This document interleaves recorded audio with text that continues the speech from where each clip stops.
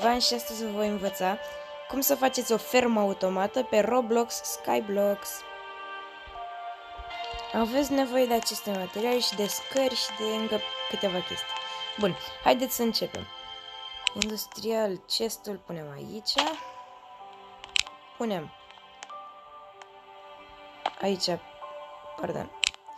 De asta avem nevoie obligatoriu de un pickaxe mereu la noi. Pentru că când greșim trebuie să spargem și să punem la loc. Și o să producă foarte mult această fermă automată. Am fermă automată de carrot cu 5 etaje și mi-a produs foarte mult. Mergem în sus cu 4 blocuri. Aici în față. Aici cu 3 blocuri. Bun. Aici vom face 1, 2, 1, 2, 1, 2, 1, 2. Facem așa. Bun, și aici punem gles. Bun. Și aici. Bun. Acum, noi trebuie să facem cumva să punem și totemele, înțelegeți? Facem așa.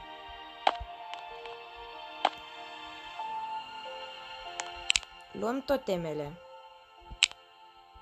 Punem 1, 2, 3, 4, 5, 5, 6, 7, 8. 8 toteme. Bun. Acum, unde să cadă psidurile? Aici vrem să cadă. Stați. Trebuie să fie drept.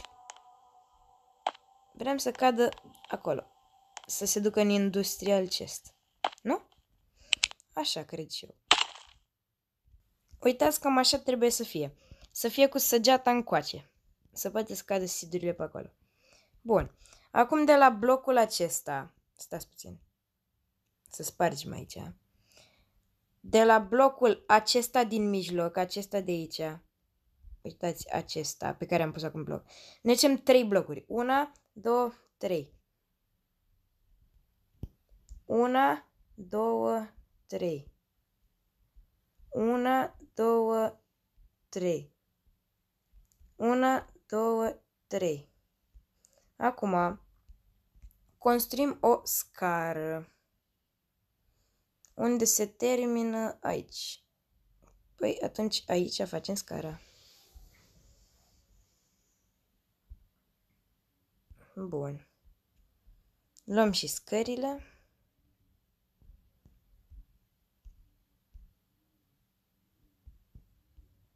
Bun. Acum trebuie să acoperim platforma.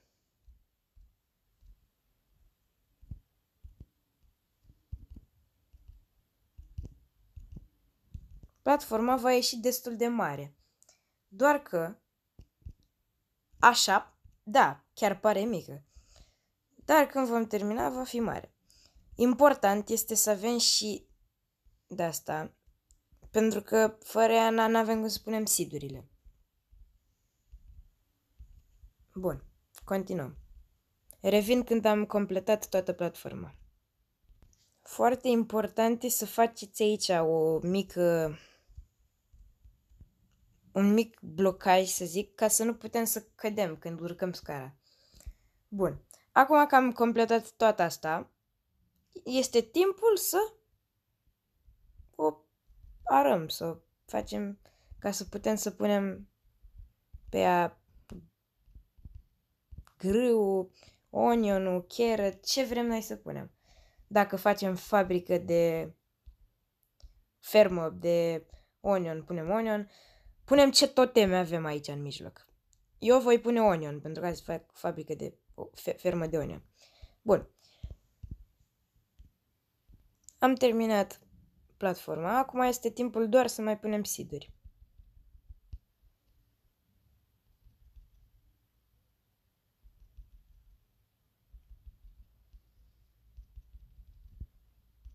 Continuăm să punem.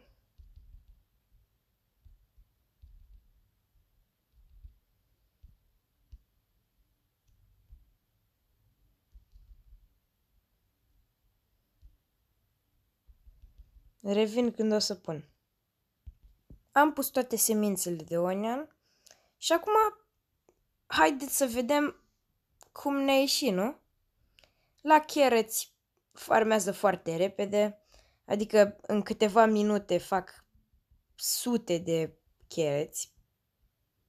Peste noapte cu autoclickerul am făcut 17.000 de carrots. Și da, haideți să vedem cum farmează și ferma de onion.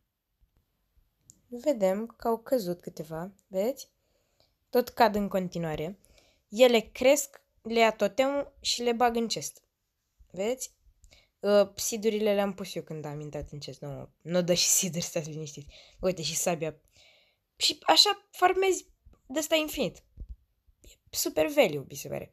Și imaginați-vă că avem decât un singur etaj. Adică cât de value e, nu? Bă, am fost Răzvan. Ne vedem data viitoare cu un alt tutorial, alt episod. Ciao!